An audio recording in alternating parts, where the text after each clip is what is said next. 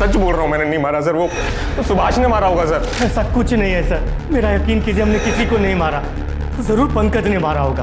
हम सच कह रहे हैं सर, हमने किसी को नहीं मारा सर। ये महेश है, इसने मेरे साथ धोखा किया है। पूरी बात बताइए। 5 साल पहले मैं महेश को एक नोएडा की कंपनी में मिली थी, जहां हम साथ में जॉब करते थे। उसके बाद हमारे बीच में प्यार हुआ और हमने शादी कर ली। लेकिन 3 महीना पहले ही मुझे पता चला कि वो ऑलरेडी शादीशुदा है और उसकी 2 बेटियां भी हैं। उसने मुझसे वादा किया था कि वो अपनी पहली बीवी कुसुम उसको तलाक दे देगा, लेकिन आज तक उसने उसे तलाक नहीं दिया है, ना ही कभी मुझसे इस बारे में बात करता है। फिर मैंने डिसाइड किया कि मैं मेरठ आके उसकी फैमिली से मिलूंगी और इसीलिए मैं यहाँ आई। लेकिन उसकी फैमिली ने उल्टा मुझे ही बेइज्जत किया और धक्के मार के घर से बाहर निकाला है मुझे। ये महेश कहाँ रहता है? आनंद नगर।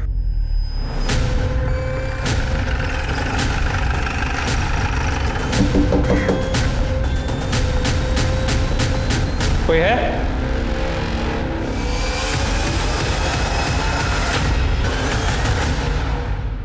कहते हैं कि एक इंसान को उसकी बातचीत, चाल चलन, रहन सहन आदि से पहचाना जा सकता है आसानी से, लेकिन कई बार हम अपनी आसपास की घटनाओं से इतना प्रभावित हो जाते हैं कि अपना विपरीत रूप दिखाने लगते हैं।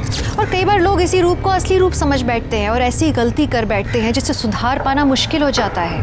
हमारा आज का एपिसोड भी ऐसे ही इंसान और उसकी पहचान की उधेड़-बुन पर आधारित है। वो 2 औरतें कौन थीं और उनका कत्ल किसने किया था, और वो औरत जो पुलिस स्टेशन में इनके लिए कंप्लेंट लिखवाने आई थी, उसका इनसे क्या वास्ता था, और क्या ये 2 औरतें गलत पहचान का शिकार हुई थी, ये जानने के लिए हमें उनके अतीत में झांकना होगा। माँ जी, वाह दीदी, आप बहुत सुंदर दिख रही हो। सच्ची बहुत सुंदर लग रही हो। सच में? किसी की नजर ना लगे तुम्हें। चीज। क्या हुआ माँ? कुछ नहीं, सोच रहे अगले महीने इस घर से विदा होकर चली जाओगी। फिर हमें भी नहीं पता हम आपके और मेघा के बिना कैसे रह पाएंगे। क्या रो रहे हो? हमें तो इस दिन का इंतजार था कि आपके सारे कपड़े हमारे हो जाएंगे। देखो माँ, हमारे कपड़े इतनी बड़ी बड़ी हो गई हो, ऐसे कौन फोटो लेता है? हम कितने बेकार दिखेंगे। इसी का तो मजा है दीदी। अभी ये देखो माँ, प्रीति तुम तो। ओहो, चीजू का फोन। अब हम उन्हें बता देंगे कि आप हमें परेशान करिए। फोन दे दो उसे। हेलो, हेलो जीजू, हेलो। माँ हम आते हैं। हेलो, देखो ना माँ। क्या कर रही हो मेघा? वो भी तो परेशान करती है ना। चली जाएगी तो रोगी उसके बिना, समझी? हाँ। अरे कहाँ जा रही हो तुम? सुधा आंटी के घर पढ़ने। कहीं नहीं जाना है तुमको, चुपचाप बैठकर पढ़ो यहीं। हम जा रहे हैं। मेघा, अरे एक फोटो भेजो ना। अरे तुम्हें देखने का मन कर रहा है मेरा। ठीक है, भेज दी। बताओ कैसी लग रही हूँ? ऐसे थोड़ी बताऊंगा, मिल के बताऊंगा। अरे अभी भेजिए ना, बताओ ना प्लीज। अरे बोला ना मिल के बताऊंगा। संदीप, घर पे बहुत सारे काम बाकी है। शॉपिंग बाकी है, पार्लर की बुकिंग बाकी है। मेरा तुमसे बहुत मिलने का मन कर रहा है। तुम कुछ भी बहाना होना बना के आ जाओ ना। ठीक है, पर आज नहीं, कल। ठीक है। वाह भैया, ये तो बहुत बढ़िया खबर है। भैया हमको भी साथ ले चलिएगा ना? हाँ हाँ, चलना चलना, जरूर चलना। अरे मेघा बेटिया, बहुत अच्छे समय पर आई हो। तुमको पता है दंगल के आयोजन में चीफ गेस्ट बन के जा रहे हैं हम। ये तो बहुत खुशी की बात है अंकल, मुबारक हो। अरे आ गई तुम? हम तो सोच ही रहे थे, पता नहीं क्या हो गया मेरी बेटी को, अभी तक आई नहीं। आजा बैठ।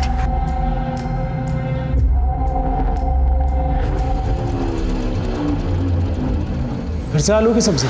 कोई दूसरी सब्जी बनानी नहीं आती है क्या? हमको कोई शौक नहीं आलू की सब्जी बनाने की। हाँ, घर में कोई सब्जी है नहीं और पैसा भी नहीं है हमारे पास।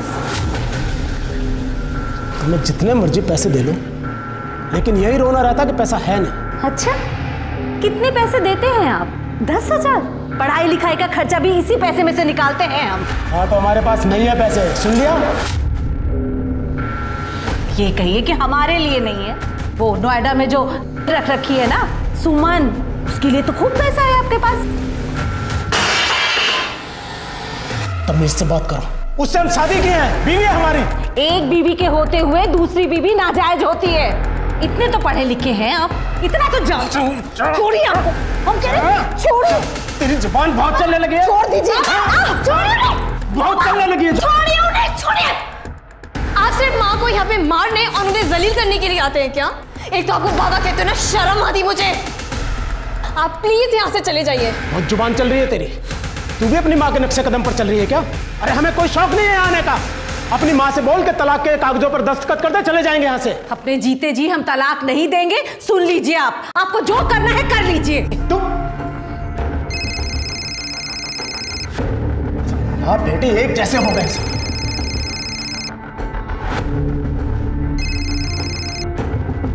क्या है? तमीज से बात करो मुझसे, कुसुम नहीं हूं मैं। याद है ना तुमने मुझसे वादा किया है कि इस बार तलाक लेके ही घर लौटोगे।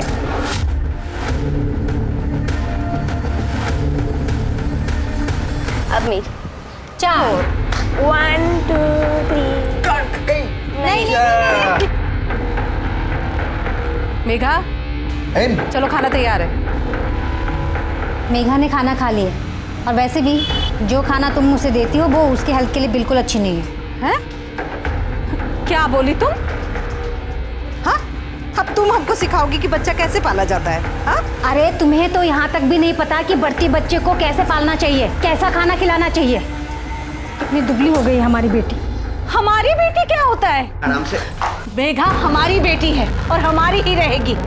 और हाँ, अपनी हैसियत के हिसाब से इसकी परवरिश जैसी भी कर रहे हैं, अच्छी कर रहे हैं। आप लोगों को टेंशन लेने की कोई जरूरत नहीं है। देखा है हमने प्रीति को, इसलिए कह रहे हैं मेघा को हमें गोद लेने दो। तुम उसकी अच्छी परवरिश नहीं कर सकते हो। 15 साल से हम तुमको बोल रहे हैं। दोबारा इस घर में कदम रखा ना तो टांगे तोड़ देंगे तुम्हारी। समझी? हाँ, समझी? आराम से। बताते हैं तुमको। हाँ?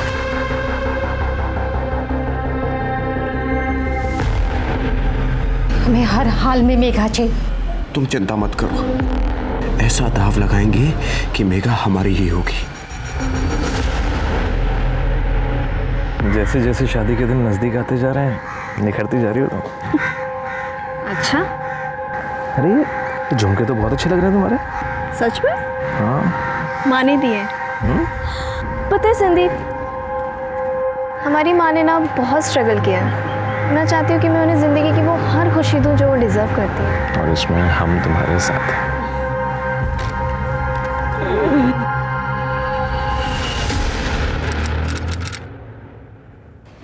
तलाक पेपर पे साइन कर दो, इसी में सबकी भलाई है। तलाक? हाँ, हम तो तुमसे तलाक के लिए भी नहीं कह सकते, क्योंकि तुम्हारी शादी तो पहले से ही नाजायज है। चुप रहिए आप। ठीक है, सीधे सीधे बात करते हैं, कितने पैसे लोगी साइन करने के? क्यों मैडम, ये फिल्म नहीं है, असल जिंदगी है। एक बात कान खोलकर सुन लो, अपने जीते जी हम इन्हें नहीं छोड़ेंगे। जो करना है कर लो। ये क्या कर रही हो तुम? ये लो एक बात और, अब तुम देख लो कि तुमको पूरी जिंदगी इनके साथ ऐसे ही रहना है बनके। तुम हाथ कैसे उठाई हो? कुसुम छोड़। अरे तुम्हारी हिम्मत कैसे हुई? हाँ, ये सब ना आपकी वजह से हो रहा है। इस सब के जिम्मेदार आप हैं। तू अपनी जुबान बंद रख। छोड़ेंगे नहीं। छोड़ो उसको। हटाओ, क्या कर रही हो? छोड़ो मुझे। तुम्हारा तो मैं वो हश्र करूंगी ना कि तुम्हारी रूह तक कांपेगी। अरे जाओ यहाँ से।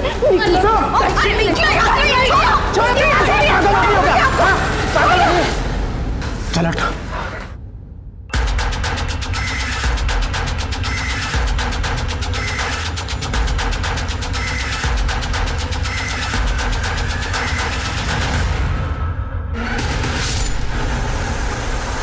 प्रीति,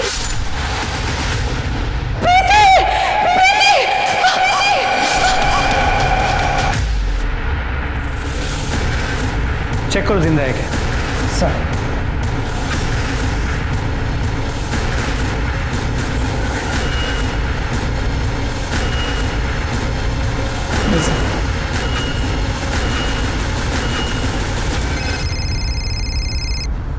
हाँ शर्मा बोलो। यहाँ महेश के घर पे 2 लाशें मिली हैं। क्या? फॉरेंसिक टीम को बुलाओ, कार्रवाई शुरू करो, मैं पहुंचता हूँ। जी सर, पूरे घर को अच्छे से चेक करो।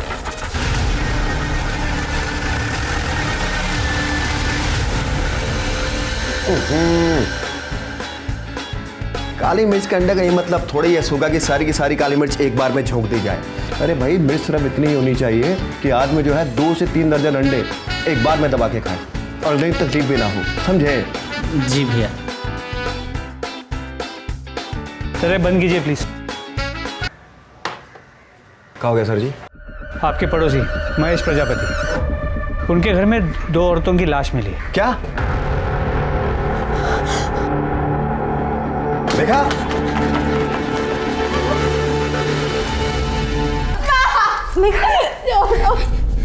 संभालो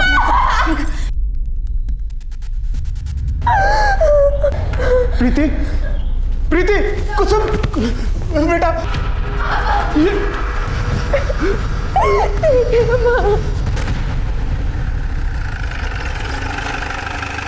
सर इस तरफ। सर जब हम आए तो दरवाजा ऑलरेडी खुला था, फोर्स्ड एंट्री का कोई निशान नहीं है। पड़ोसियों ने बताया कि यहाँ अक्सर लोग दिन में दरवाजा खुला रखते हैं। What is? सर यहाँ सर ये महेश प्रजापति, इनकी बीवी कुसुम प्रजापति, वो बड़ी बेटी प्रीति प्रजापति। पर सर ये उनके पड़ोसी हैं। इनके घर पे म्यूजिक काफ़ी लाउड बज रहा था, इसलिए शायद किसी ने कुछ सुना नहीं। सर पूरे घर में या किचन में स्ट्रगल के निशान नहीं है, लेकिन ये चूड़ियाँ टूटी हुई है, ना ही चोरी का मामला।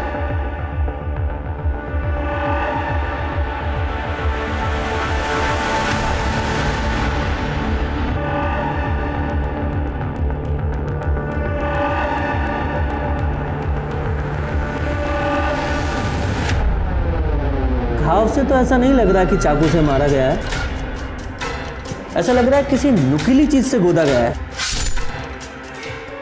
मर्डर वेपन मिला? नहीं सर। शर्मा बॉडीज को पोस्टमार्टम के लिए भेजो, फॉरेंसिक को बोलो कि पूरे घर से फिंगरप्रिंट्स उठाएं। जी सर।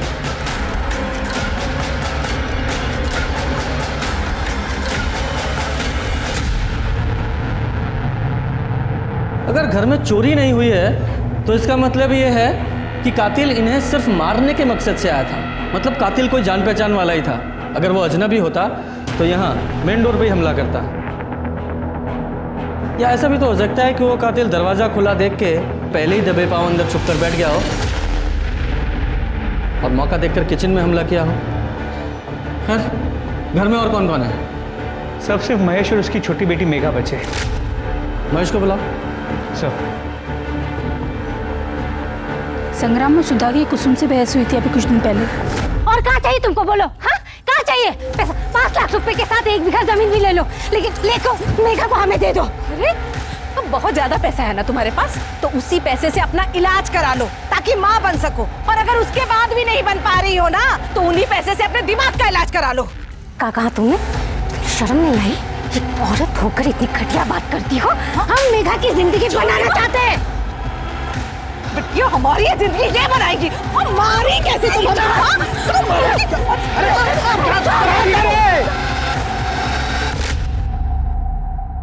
बेटा तुम्हें किसी पे शक है?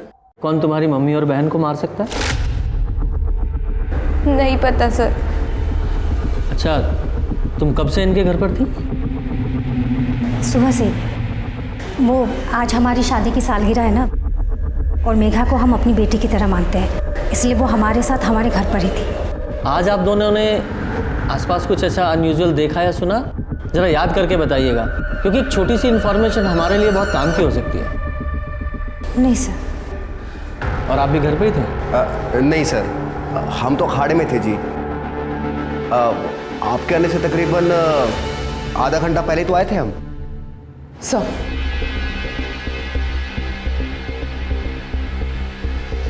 स्मिता मेघा को लेके जाओ। चलो बेटा। तो मेघा को लेकर आप दोनों की कुसुम से लड़ाई हुई थी? नहीं सर, वो पड़ोसियों में थोड़ी बहुत नोक-झोंक सर तो। कुसुम अब नहीं रही, उसके बारे में कुछ कहना नहीं चाहते हैं। और वैसे भी इस घर की हालत देख रहे हैं आप, मेघा की परवरिश तक ठीक से नहीं हो पा रही थी। मेघा को हम गोद लेना चाहते थे, उसे एक अच्छी जिंदगी देना चाहते थे। इसमें गलत क्या है? और रही बात लड़ाई की, लड़ाई होने का मतलब ये नहीं कि हमने उसे मारा है, यही सच है। ये आपके ऊपर है, अगर आपको मानना है तो मानो, नहीं तो शक करना तो आप लोगों की आदत है। सर ये सुधा कुछ ज़्यादा ही नहीं बोल रही है क्या? हाँ, कई लोगों की होती है फितरत इस टाइप की। लेकिन सर ऐसे सर इन्होंने सुमन के घर किसी को आते हुए देखा था। किसको आते देखा? सर महेश के भाई सुरेश को देखा था मैंने उसके घर पे जाते हुए। और वो वापस कब गया? सर पता नहीं, मैंने दोपहर में दुकान बंद की, फिर वो कब निकला मुझे पता नहीं। वो रहता कहाँ? ये पास वाले मोहल्ले में। क्या खून हो गया? क्यों? तो गया था ना सुबह कुसुम के घर, तुझे नहीं पता? हाँ हम गए थे वहाँ, लेकिन सर हमने कुछ नहीं किया है। जब हम वहाँ से निकले थे तो वो लोग बिल्कुल ठीक थे, एकदम सही सलामत। क्या तुम फिर से उससे मिलने गए थे? तुमने कसम खाई थी ना कि तुम उस कुसुम से मिलने नहीं जाओगे। कुछ पूछ रही हूँ मैं। मतलब इस आदमी का चक्कर उस कुसुम के साथ चल रहा है। अरे हमने इसे बहुत रोकने की कोशिश की, लेकिन इन्होंने हमारी कोई बात नहीं मानी। हमारे पति से ना दूर रहना, वरना हम पूरी दुनिया को बता देंगे कि इस चेहरे के पीछे ना एक गंदी औरत है। हमने तो उस कुसुम को उसके बच्चों के सामने जलील किया था। अरे इनका तो अपनी बीवी से मन भर गया है ना, तभी तो गए थे बेशर्मों की तरह उस कुसुम के पास। ये क्या हुआ है मुली में? नहीं कुछ नहीं सर। दिखाओ। ये चोट कैसे लगी? कांच लग गया था सर। कांच की चूड़ी है ना? नहीं सर, ऐसा कुछ नहीं है, घर पे ही। जरा से थाने लेके चलो। सर हमने कुछ नहीं किया सर। वो तो थाने चल के पता चलेगा क्या किया है। बोल। बताते सर। सर हम मानते हैं, हम भाभी से मिलने उनके घर पे गए थे दोपहर को। देखो भाभी, कुछ गलत नहीं है इसमें। नहीं, अब हम ये पाप नहीं करेंगे। ठीक है, फिर तो एक ही रास्ता बचा है हमारे पास, हमें भैया को सब बताना पड़ेगा। तुमको जो करना है करो, क्योंकि गलती तो हमसे हुई है, पर अब तुम जोर जबरदस्ती कर रहे हो हमसे। जबरदस्ती? छोड़ो।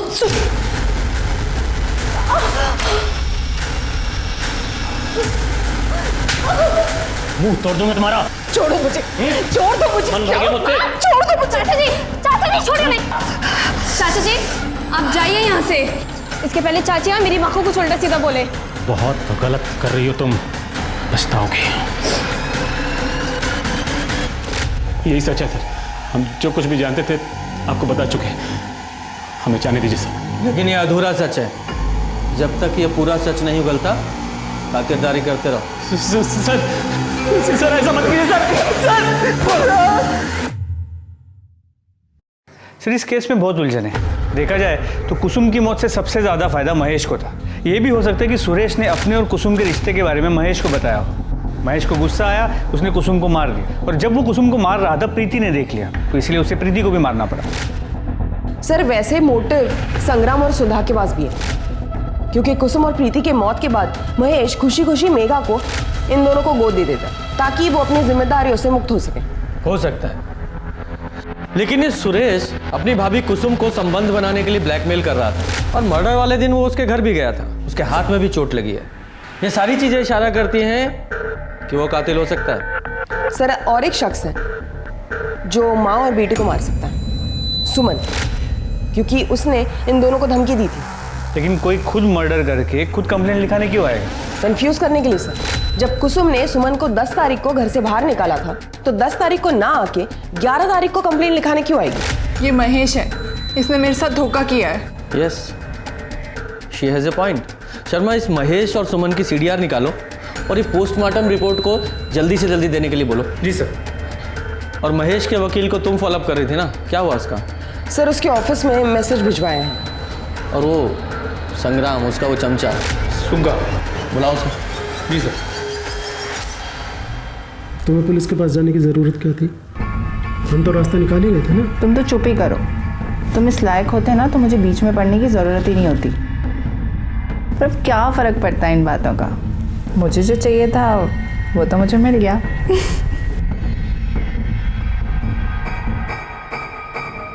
हाँ तो सुग्गा। जी साहब। अपने मालिक संग्राम के साथ सुना है बहुत उड़ रहा है तू? नहीं साहब। देख, सच बोलेगा तो बचा रहेगा, अगर झूठ बोला पर काट देंगे तेरे।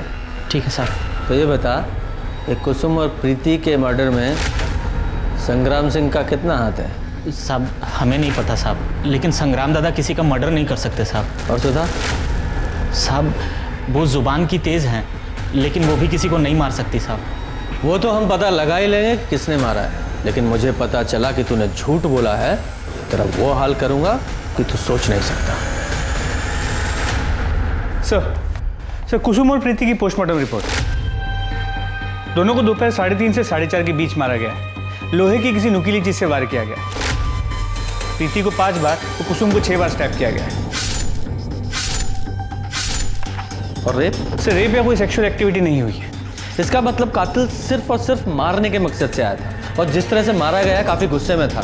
लेकिन वो किसे मारने आया था, कुसुम को या प्रीति को? तो मर्डर वेपन कौन सा है? सर सीडी और लोकेशन रिपोर्ट के हिसाब से और एडवोकेट शुक्ला ने कंफर्म किया कि महेश उनसे मिलने 3 से 4 बजे के बीच गया था। सुमन और महेश के कॉल रिकॉर्ड्स, जिसमें महेश के कॉल रिकॉर्ड्स में कुछ भी सस्पिशियस नहीं मिला, लेकिन सुमन के कॉल रिकॉर्ड्स में बिहार के 2 हिस्ट्री शीटर के नंबर मिले हैं। एक है भोलू और दूसरा है साजिद। ये भोलू और साजिद दोनों की फोन लोकेशंस निकालो, देखो कहाँ है ये, और सुमन को अरेस्ट करो।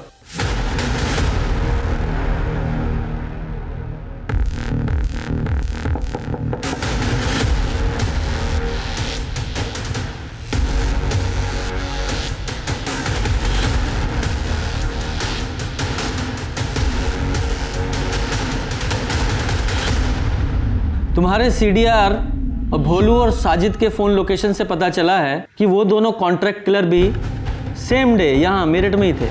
देखिए मैं आपको सब सच सच बताती हूँ सर। मैं महेश की लीगल वाइफ बनना चाहती थी, और इसीलिए मैंने भोलू और साजिद को कुसुम को मारने की सुपारी दी थी, लेकिन बाद में मैंने अपना इरादा बदल दिया था।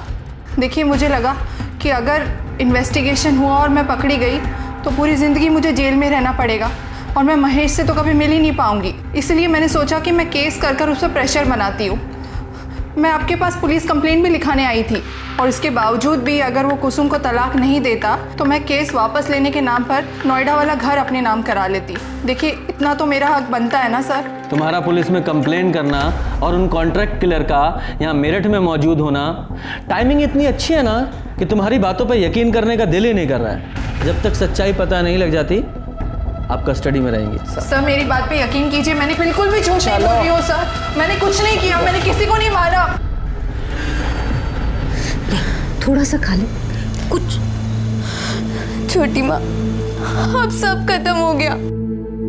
बेटा ऐसा नहीं बोलते, हम है ना, हम है तुम्हारे साथ। हमारे होते हुए तुम्हें किसी चीज की चिंता नहीं करनी चाहिए। शर्मा, ये भोलू और साजिद का क्या हुआ? सर खोज जारी है। पर मुझे एक बात खटक रही है, ये सुमन के पास कुसुम को मारने का मोटिव था और उसने उन कॉन्ट्रैक्ट किलर को उसकी सुपारी भी दी थी, लेकिन ये प्रीति का क्या? उसे क्यों मारा गया? उसकी शादी होने वाली थी, कहीं ऐसा तो नहीं कि उसके किसी पुराने आशिक ने या फिर एक तरफा प्यार करने वाले ने कांड किया हो? मुमकिन है सर। प्रीति की सीडीआर और उसकी फ़ोन लोकेशंस निकालो, और हाँ उसके मंगेतर से भी बात करो सर। तब तक हम महेश और मेघा से बात करके आते। चलो। जी सर। प्रीति और उसकी माँ को कौन मार सकता है? तुम्हें किसी पे कोई शक है? कोई पुराना आशिक या कोई वन साइडेड अफेयर? सर प्रीति का मुझसे पहले कोई बॉयफ्रेंड नहीं था, और सर जहाँ तक उसकी फैमिली को जानता हूँ मैं, उनका भी कोई दुश्मन नहीं था सर।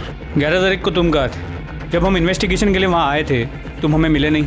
सर मुझे ना देर शाम को पता चला, और जब मैं वहाँ गया तो वहाँ कोई नहीं था। हम मौका वारदात से गए थे, शहर छोड़ के नहीं।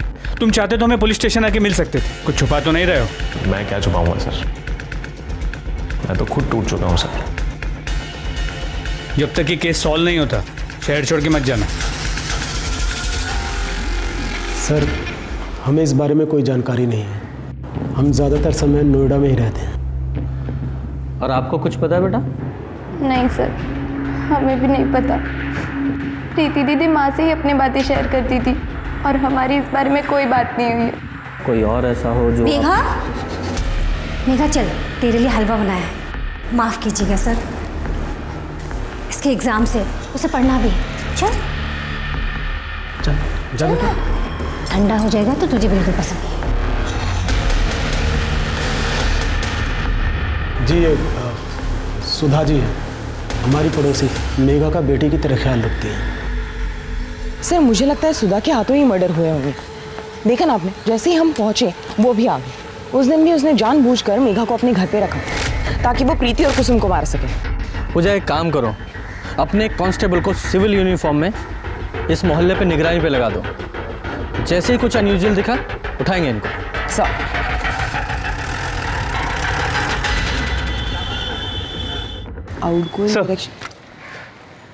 प्रीति की CDR और लोकेशन रिकॉर्ड्स से इससे कुछ ज़्यादा इन्फॉर्मेशन हाथ नहीं लगी। ज़्यादातर कॉल सिर्फ एक नंबर पे हुए हैं, उसके बॉयफ्रेंड संदीप के नंबर पे। और जैसे संदीप ने बताया था, उसके किसी एक्स बॉयफ्रेंड या वन साइडेड लवर का कोई कनेक्शन सामने नहीं आया। इस भोलू और साजिद को जल्द से जल्द पकड़ना होगा। आपको जान से मारने की क्या जरूरत थी? अभी का तो फिर भी समझ में आता है, बेचारी प्रीति ने क्या बिगाड़ा था आपका? तेरा दिमाग खराब हो गया है क्या? मैं उन्हें क्यों मारूंगा भला? तू तो बहुत शरीफ है ना, जो अपने भाई की गैर मौजूदगी में अपनी भाभी के साथ गुलछर्रे उड़ाता था, और जब दिल भर गया तो उसका खून कर दिया। लेकिन मेरी बच्ची ने क्या बिगाड़ा था तेरा? उसे क्यों मारा तूने? मैंने किसी को नहीं मारा है। पुलिस के पास संदिग्धों की फहरिस्त बहुत लंबी थी। महेश कुसुम से हर हाल में पीछा छुड़ाना चाहता था और वहीं सुरेश, उसका कुसुम से नाजायज रिश्ता चल रहा था और वो मौकाए वारदात पर गया भी था। संग्राम सुधा मेघा को 15 सालों से हासिल करना चाहते थे, लेकिन कुसुम उनके रास्ते का सबसे बड़ा रोड़ा थी। वहीं सुमन, उसने बिहार से 2 हिस्ट्री शीटर्स को बुलाया था इस हत्या को अंजाम देने के लिए, और मेरठ में वो हत्या के दिन मौजूद भी थे। इतने सारे लोगों के पास हत्या करने की वजह तो थी, लेकिन पुलिस को सुमन के अलावा किसी के भी खिलाफ सबूत नहीं मिला। सुमन ने ये तो माना कि उसने भोलू और साजिद को हत्या करने के लिए बुलाया था, लेकिन उसका ये भी कहना था कि एंड मोमेंट पे उसने हत्या करने से मना कर दिया था। लेकिन ये बात पुलिस को हजम नहीं हो रही थी, इसलिए वो भोलू और साजिद को ढूंढने में लग गए। लेकिन इस बीच पुलिस के हाथ कुछ ऐसा लगा जिसने इन्वेस्टिगेशन की दिशा ही बदल दी। सर देखिए क्या मिला है। ये तो प्रीति है। जी सर, लड़कों के चेहरे क्लियर नहीं है, मगर प्रीति का चेहरा क्लियर है, और उसे देख के लगता नहीं है कि जो कुछ भी उसके साथ हो रहा है उसके मर्जी के खिलाफ हो रहा है। और सर ये देखिए, एंगेजमेंट रिंग, मतलब ये वीडियो हाल फिलहाल में बनाया गया है। Right sir. वीडियो की वॉइस बहुत डिस्टर्बिंग है, इसे एनहेंस कराओ। और तुम जरा पता करो कि ये वीडियो कहाँ से अपलोड हुआ है, IP एड्रेस निकालो। जी सर।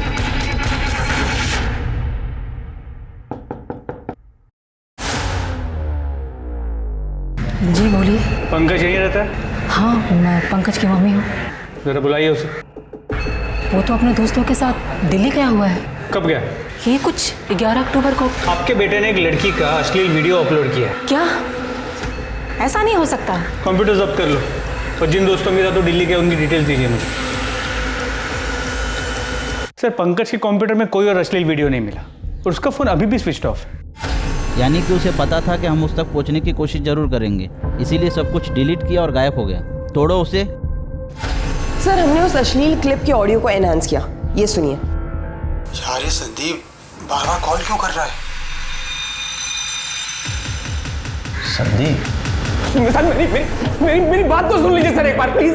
अरे मैंने नहीं मारा सर उसे, सच बोल रहा हूँ, मैंने नहीं मारा सर। वो सुभाष ने मारा होगा सर। कौन सुभाष? सुभाष पांडे सर, सुभाष पांडे दोस्त है सर मेरा। अभी कुछ दिन पहले सर 1 लाख रुपए उधार लिए थे उससे, और टाइम पे वापस नहीं दे पाया सर मैं। तो फिर सर वो सुभाष ने ना एक प्लान बनाया सर, और जब मैं प्रीति के साथ सर पार्क में बैठा था ना सर, तो वो वहाँ आया सर। फिर आज फिल्म देखने चलो। चलते हैं ना, काफी दिन हो गए। चलो रास लीला करने के लिए यहाँ तेरे पास पैसे हैं, और हमारा पैसा चुकाने के लिए तेरे पास पैसे नहीं है। भाई हम तुम्हारा पैसा लौटा देंगे, बता रहे हैं हम। कुछ दिन का मोहलत दे दो। भाई मेरी बात भाई मेरी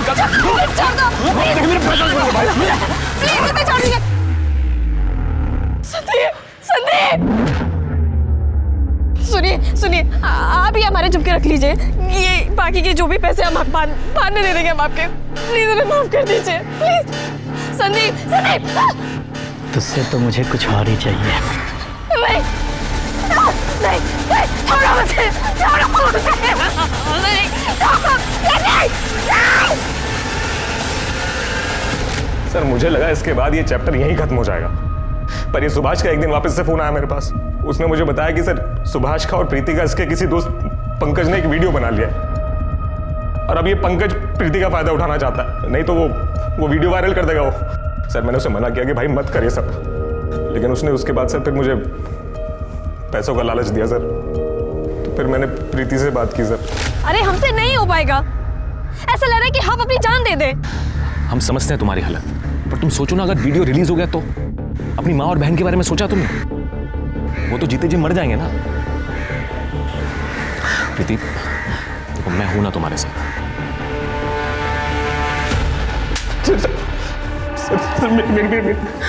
शर्म नहीं आई तुझे अपनी ही मंगेतर के साथ इतना घिनौना काम करते हुए? सच तो यह है तू उससे शादी ही नहीं करना चाहता था, इसलिए उसे मार दिया। प्रीति को मारते हुए तुझे उसकी माँ कुसुम ने देख लिया तो तूने उसे भी मार दिया। सर मैंने नहीं मारा सर किसी को, मैं कितनी बार बताऊं सर, जो सस्ता बोल दिया आपको सर। हमने कुछ नहीं किया सर।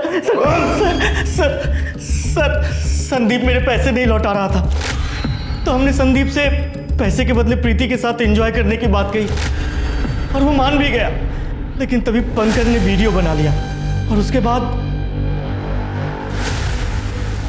प्रीति हम दोनों को एक साथ देखकर शॉक हो गई थी। ये सब तुम्हारा प्लान था ना? देखो ऐसा है, संदीप को पता चलेगा तो तुम्हें छोड़ेगा नहीं। ये सब उसी का किया हुआ प्लान था। पहली बार बेहोश नहीं हुआ था, बेहोशी का नाटक कर रहा था। नहीं नहीं नहीं, तुम झूठ बोल रहे हो। ये सुनो, देख मैं ना बेहोशी का नाटक करूंगा और तू अपना काम कर लियो, इसके बाद तेरा मेरा 1 लाख का हिसाब बराबर। तो तूने उसे इसलिए मार दिया कि अब वो तेरे हिसाब से नहीं चल रही थी, या फिर इसलिए कि वो हमारे पास आने का सोच रही थी? ऐसा कुछ नहीं है सर, मेरा यकीन कीजिए, हमने किसी को नहीं मारा। जरूर पंकज ने मारा होगा, वो बहुत सनकी आदमी है सर। तोड़ते रहो इसे। हमने कुछ नहीं किया सर। ये संदीप और सुभाष दोनों को कस्टडी में रखो और दोनों की कॉल लोकेशंस और फोन लोकेशंस निकालो। कुसुम के घर में जो फिंगरप्रिंट्स मिले हैं वो इन दोनों के फिंगरप्रिंट से मैच करा के देखो। और ये पंकज, उसका कुछ पता चला? सर उसका लोकेशन ट्रेस हो गया, उसने कल अपना फ़ोन ऑन किया था, वो दिल्ली में नहीं मुंबई में। लोकल पुलिस को कांटेक्ट किया है, होपफुली जल्दी पकड़ लेंगे। वेरी गुड शर्मा, एक बार ये पंकज हाथ में आ गया ना तो सच्चाई तक पहुंच सकते हैं। भरोसा और समर्पण किसी भी रिश्ते की नींव होते हैं। प्रीति संदीप के लिए समर्पित थी, लेकिन संदीप ने प्रीति के भरोसे का फायदा उठाया और उसे घिनौने दलदल में धकेल दिया। सो पुलिस की फहरिस्त में प्रीति का मंगेतर संदीप, उसका दोस्त सुभाष और पंकज का नाम जुड़ चुका था। संदीप और सुभाष तो गिरफ्तार हो चुके थे, पुलिस उनसे सच उगलवाने में लगी थी, लेकिन पंकज अभी तक पुलिस की गिरफ्त से बाहर था। लेकिन एक कामयाबी पुलिस के हाथ लगी, उनके हाथ भोलू और साजिद लग गए। सुमन ने कबूल किया है कि उसने तुम दोनों को कुसुम को मारने की सुपारी दी थी और तुम दोनों ने कुसुम और प्रीति दोनों को मार दिया। नहीं साहब, हमने मारा नहीं साहब, वो औरत झूठ बोल रही है साहब। फिलहाल तो हमें कुसुम को मारने की सुपारी मिली थी साहब, फिर मैडम ने यह भी कहा था कि कॉन्ट्रैक्ट कैंसिल कर दो, लेकिन हमने पहले ही बताया था हमारे धंधे में पैसे वापस नहीं होते, तो उन्होंने हमें पैसे दे दिए साहब। कहानी अच्छी है तुम्हारी, चलो देखते हैं कि थोड़ी और मार खाने के बाद तुम्हारी सच्चाई बदलती है वही रहती है। थोड़ा जरा साहब नहीं साहब, साहब सुनो साहब, साहब नहीं साहब।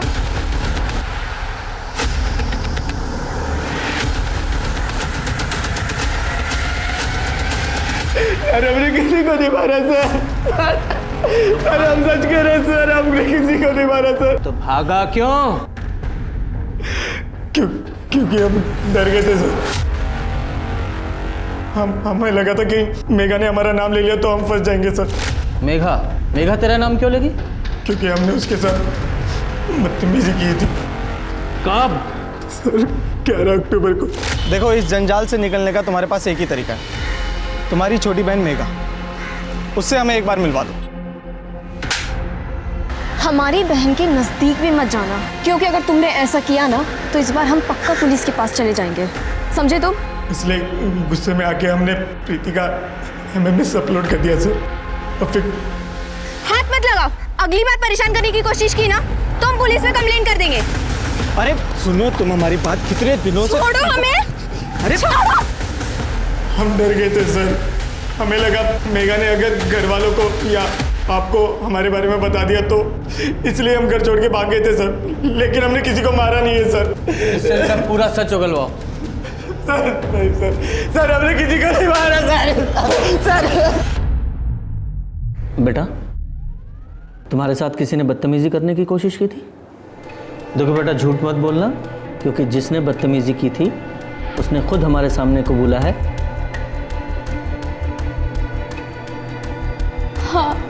तो ये बात तुमने पहले क्यों नहीं बताई? डर गई होगी, समाज में लोग तरह तरह की बातें करते हैं, भूल गई। आप समझदार हैं ना, तो फिर हमारे काम में दखलंदाजी क्यों कर रहे हैं आप? हमने उससे पूछा है ना, आपको जवाब देने की क्या ज़रूरत है? अगर नेक्स्ट टाइम आपने ऐसा किया, आपको अरेस्ट करके थाने लेके जाऊंगा, वहीं पूछताछ करूंगा मैं। शांत बैठिए आप। बोलो बेटा। हम डर गए थे, समाज में लोग तरह तरह की बातें बनाते, हम भूल गए।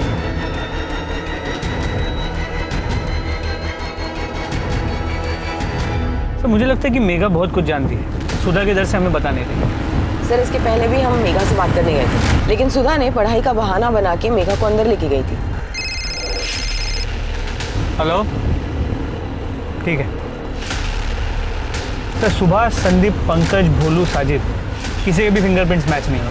अगर इनमें से किसी ने नहीं मारा तो फिर और कौन हो सकता है?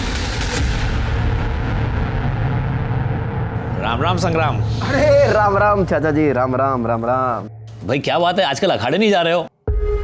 चाचा जी क्या बताएं, ससुरा घुटने में थोड़ी चोट लगी हुई है, इसलिए 10-12 दिनों से अखाड़े जा नहीं पा रहे, लेकिन जल्दी जाना शुरू करेंगे अखाड़े। इन सबके पास कुसुम और प्रीति को मारने का मोटिव तो था, लेकिन हमारे पास इनके खिलाफ कोई पुख्ता सबूत नहीं है। हमें तो ये तक नहीं पता कि मर्डर वेपन क्या है और वो कहाँ है। डेड एंड पे खड़े हैं हम। हेलो, ठीक है सर। हमारे कांस्टेबल यादव का कॉल था, वो कह रहा है कि संग्राम की घुटने पे चोट लगी हुई है, इसलिए पिछले 10-12 दिनों से वो अखाड़ा नहीं गया। इसका मतलब है वो हमसे झूठ कह रहा था कि 11 अक्टूबर को वो अखाड़ा गया था। और आप भी घर पे ही थे? नहीं सर, हम तो अखाड़े में थे जी। मतलब ये फैमिली कुछ छुपा रही है। याद है ना, जब इस फैमिली से हमने पूछा था वो मेघा के खरीदने वाली बात, तो ये सुधा तो कॉन्फिडेंट थी, लेकिन ये संग्राम नहीं। लेकिन सिर्फ शक की बिना पर, बिना सबूत के हम कुछ नहीं कर सकते। पूछताछ करने के लिए हमें इसे अरेस्ट करना पड़ेगा। लेकिन सर, किस बिना पर? फेक चार्जेस लगाते हैं, लेकिन हम उसे 24 घंटे से ज़्यादा कस्टडी में नहीं रख सकते। शर्मा, आज फ्राइडे है ना? जी सर। आज इसे अरेस्ट करो। कल सैटरडे और संडे कोर्ट बंद रहेगा, मंडे से पहले जमानत नहीं मिलेगी। समझ गया।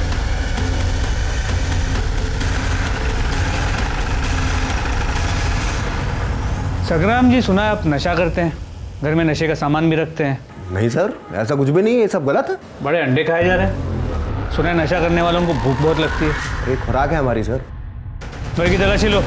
अरे अरे रुकिए आप ऐसे कैसे जा सकते हैं? घर का कोना कोना चेक करिए जल्दी।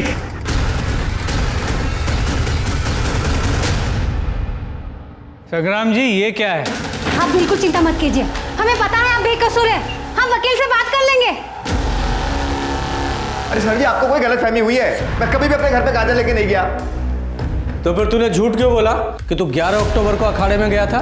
तेरे घुटने में दर्द था ना, घर पे ही था ना तू? अरे सर, मैं गया था उस दिन अखाड़े में, हाँ, पर मैंने वहां कोई काम वाम नहीं किया था। चल ठीक है, मान ली तेरी बात। अब तो हमें सिर्फ इतना बता कि कुसुम और प्रीति का खून किसने किया। तेरे जो गांजे वाले चार्ज है ना, ये हटा देंगे। ओ तो इसलिए लाया आप लोग हमें यहाँ? तो ऐसा है सर जी, हम नहीं जानते किसने मारा हम दोनों को। तो ठीक है, फिर हो जा सजा के लिए तैयार। आप जानते नहीं सुधा को, हमें हर हाल में यहाँ से बाहर निकाल देगी, देखते रहिएगा आप। ऐसा है पहलवान, देख आज है शुक्रवार और शनिवार और इतवार रहती है कोर्ट बंद। सोमवार से पहले तेरी जमानत नहीं होने वाली। अब 3 दिन तू यहीं रहेगा। अब सोच ले, अपनी हड्डियां तुड़वाएगा या सच बताएगा?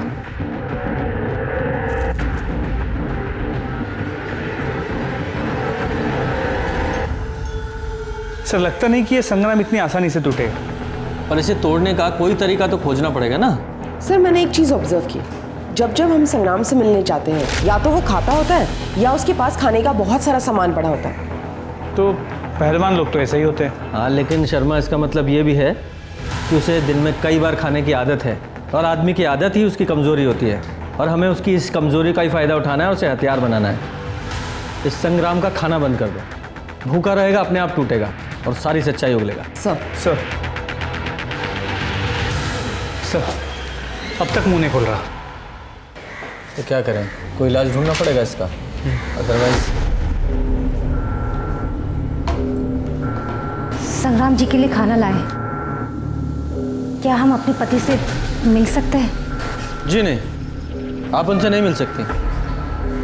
टिफिन यहीं छोड़ दीजिए, हम दे देंगे। सर आपके हाथ में तो अधिकार है उन्हें बेल पे छोड़ने के लिए, तो फिर किस लिए उन्हें परेशान कर रहे हैं? हम परेशान नहीं कर रहे हैं, और ना ही बेल पे छोड़ने का अधिकार हमारे पास है, वो कोर्ट के पास है। उन्हें बेल वहीं से मिलेगी। लेकिन सर मंडे तक हम कुछ नहीं कर सकते। देखिए, वो तो हम भी कुछ नहीं कर सकते, सॉरी। आप जाइए, टिफिन दे देंगे। हाँ पूजा, जरा वो CDR की फाइल निकाल। आ जाओ भाई शर्मा। पूजा, आज खाना यहीं खाते हैं, यहीं मंगा ले। जी सर। गुप्ता, खाना यही लेके आओ। सर बहुत दिनों बाद घर का खाना। वाह। स्मिता जी प्लेट्स। हाँ ये भी है। क्या है? एक मिनट, ये तो हमारे घर का टिफिन है ना? Chicken lollipop. अरे वाह, अंडे। वाह, पुलाव तो बहुत टेस्टी लग रहा है। खुशबू देखिए। अरे खाना हमारे घर से आया है, हमारे लिए। लेकिन खा तो हम रहे हैं। हाँ तुम भी खा सकते हो, सिर्फ ये बता दो खून किसने किए?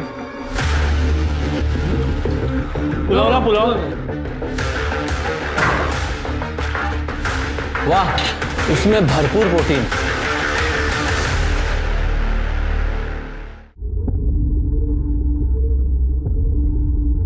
मैडम। अरे सुधा जी, आप टिफिन लेके आ गई? जी सर। अच्छा हुआ, कल का खाना बहुत अच्छा था। ऐसे संग्राम जी ने कहा। सर वो उनसे एक बार मिल पाते तो। नहीं, हम टिफिन दे देंगे। आप जाइए, आप नहीं मिल सकते। चलो। वाह वाह वाह, आज फिर चिकन। बाबा वैसे संग्राम जी, आपकी बीवी खाना बहुत अच्छा बनाती है। अरे भाई जल्दी, आज क्या है आज? Sir chicken biryani, chicken curry और ये दाल मखनी। एक काम करो शर्मा। हाँ। अरे पहलवान के घर से खाना आया है, 2 दिन हो गए, कुछ खाया नहीं है, थोड़ा सा भाई को भी दो। ये लो पहलवान, खा लो, घर का खाना है। बस इतना सा? अरे नहीं खाना मैं। सर लगता नहीं कि संग्राम कुछ बताने वाला है, या फिर ये भी मुमकिन है उसे सच में कुछ पता ना हो। सिर्फ आज रात का डिनर बचा है। कल सुबह नाश्ते के साथ सुधा बेल के पेपर्स भी ले आएगी। शर्मा, एक आखिरी दाव चल के देखें? चलो। अरे शर्मा, अरे भाई जल्दी खाना लाओ, भूख लगी है। लाया सर। शर्मा जल्दी खोलो, भूख लगी है। सर आज फिर से चिकन। आहा बिरयानी, वाह। खुशबू तो बहुत अच्छी आ रही है। हाँ पहलवान, ये लीजिए। खाओगे? बहुत अच्छा है। सर जी, हम आपको सब कुछ सच से बता देंगे, लेकिन पहले हमें पूरा टिफिन दीजिए खाने के लिए। पहले स्टेटमेंट, फिर खाना। खत्म करो। अच्छा ठीक है, ठीक है, ठीक है, हम आपको सब कुछ सच से बताते हैं। देखिए, हमें सच में नहीं पता कि कुसुम जी और प्रीति को किसने मारा, पर हाँ, सुधा ने हमें सुवा दिया था छुपाने के लिए। हमने उसे मिट्टी में गाड़ दिया। अब खाना दीजिए फटाफट। चलो।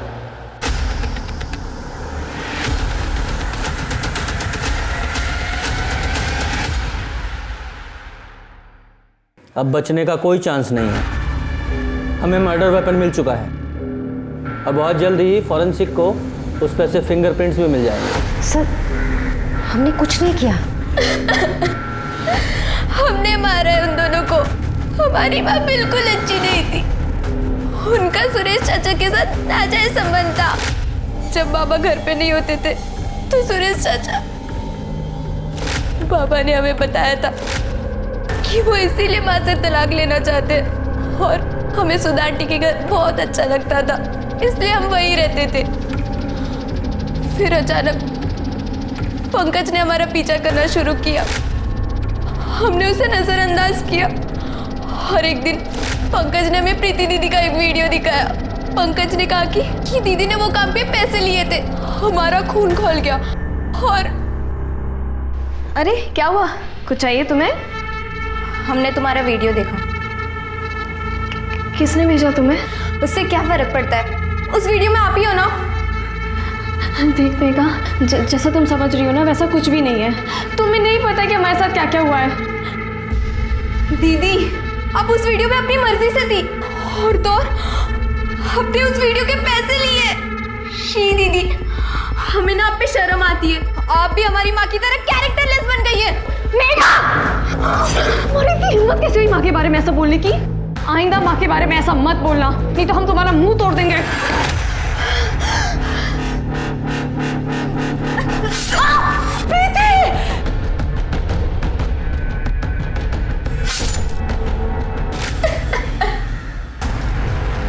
हमने कपड़ों को जला दिया और संग्राम जी को सुबह छुपाने के लिए कह दिया। तुम्हारी माँ और तुम्हारी बहन दोनों ब्लैकमेल हो रही थी और तुमने बिना सच्चाई जाने अपने परिवार को ख़त्म कर दिया। तुम्हें उन दोनों को मारने के जुर्म में अरेस्ट किया जाता है और सुधा, तुम्हें दोषी को हेल्प करने और सबूत मिटाने के जुर्म में। कहते हैं हर मुस्कुराता चेहरा खुश नहीं होता, वैसे ही हर आंसू गम का नहीं होता। इसलिए जो जैसा दिखता है उसे वैसा ही सच नहीं मान लेना चाहिए। जैसे मेघा को अपनी माँ और बहन का असली रूप समझ में नहीं आया और जो रूप सामने आया उसने उसे ही सही समझकर अपनी माँ और बहन की खुद हत्या कर दी। हमारे समाज ने लोगों को समझने के लिए कुछ पैमाने सेट किए हुए हैं, लेकिन ये तो ज़रूरी नहीं कि हर पैमाना पत्थर की लकीर हो। इसलिए बहुत ज़रूरी है कि सबको अच्छे से समझें, परखें, उसके बाद निष्कर्ष पर उतरें। और जब बात न्याय जैसी बड़ी चीज़ की हो तो न्याय तो कानून के हाथ में ही छोड़ देना चाहिए। तो आप सतर्क रहें, सुरक्षित रहें। इसी आशा के साथ मैं दिव्यांका त्रिपाठी दहिया लेती हूँ आपसे विदा। फिर मिलूंगी एक नए केस के साथ। जय हिंद।